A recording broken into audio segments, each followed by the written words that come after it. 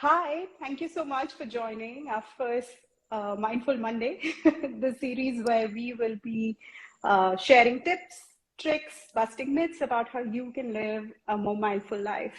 I'm Kanchi, I'm a meditation teacher and the founder of Nama Meditation. Hi, I'm Akanksha. I am a counseling psychologist and the founder of Psychologist. So to begin, I want to start with a small exercise. I want you to close your eyes and divert your attention to your feet. Curl your toes and tighten the muscles of your feet as hard as you can. Now relax your feet. Notice the sensation of the relaxation. Feel the weight of the gravity pulling your feet down. Now wiggle your toes about and notice the sensation of how it feels to have your feet in your shoes. Now open your eyes. So you've just practiced a moment of mindfulness. Mindfulness is a technique that is used to pay attention to the present moment on purpose over and over again in a non-judgmental way. It is focusing your attention on your breathing, your bodily sensations, and the environment around you. It helps us to acknowledge where we are currently, identify the needs that we have, and appreciate the moment that we are in. Now, our mind produces anywhere between 6,000 to 6,500 thoughts a day. And for most of us, anywhere between 60 to 80% of those thoughts are negative. That means we're spending most of our day thinking negatively. Either we're focusing on our past or we're worrying about the future. Mindfulness helps us to divert our attention from that and focus on the present moment and be able to not only stop thinking negatively, but it has a host of other benefits. Like it helps us reduce stress, it helps us to boost our productivity, increase our focus. It helps us to enjoy the monotonous everyday moments of life. So Kanchi, now I want to ask you, since you're the meditation expert here, what is the relationship between mindfulness and meditation?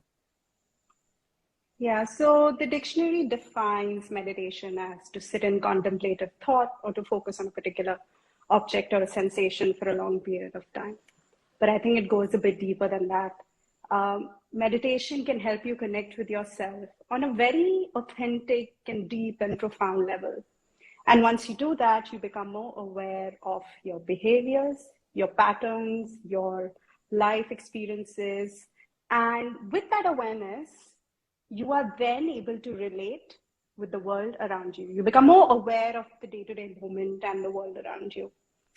And then you can use that to live a more intentional and mindful life. So that means you should look at meditation as a tool to bring more mindfulness in your life. One of the questions I get asked the most, and it's a myth I think we should bust here, especially since you mentioned the thoughts that we think, is that people come to me all the time and say, I can't meditate because I get, I have a million thoughts running through my mind a minute. I can't sit still, and that means I can't do this. I would love to get your opinion on this. Sure. So the moment I ask you to close your eyes and focus on something, I can guarantee you your mind is going to race. You're going to have 100 thoughts before I have any time to say the next word. Now that's the nature of our mind. It produces thoughts. That's what it's supposed to do. And even seasoned meditators cannot just immediately start focusing on something. Yeah. Now, 47% of the time, we don't focus on what we're doing because we're constantly thinking. That's like half our life. We're constantly just lost in our thoughts. So obviously, you cannot expect somebody to just sit and focus right from the start. Now, the practice of mindfulness involves noticing that your mind is wandering, because it will wander. You have to notice that your mind is wandering and then bring it back to focusing on the present moment over and over again. So if your mind wanders 100 times, you bring it back 100 times. And that is the practice of mindfulness. That's why the work is done, where you notice that your mind is wandering and you keep bringing your focus back to the present moment. And another thing I want to point out is that mindfulness is a non-judgmental practice, which means that you have to be kind and compassionate towards yourself. And while you're realizing that your mind is wandering, because a lot of us think, oh, my mind is wandering, I can't focus, what's wrong with me? So we have to show ourselves kindness and compassion while we are bringing our attention back to the present moment. Yeah, and it's not about controlling your thoughts. It's about managing them and learning to live with them. And yeah, and of course, never judge them.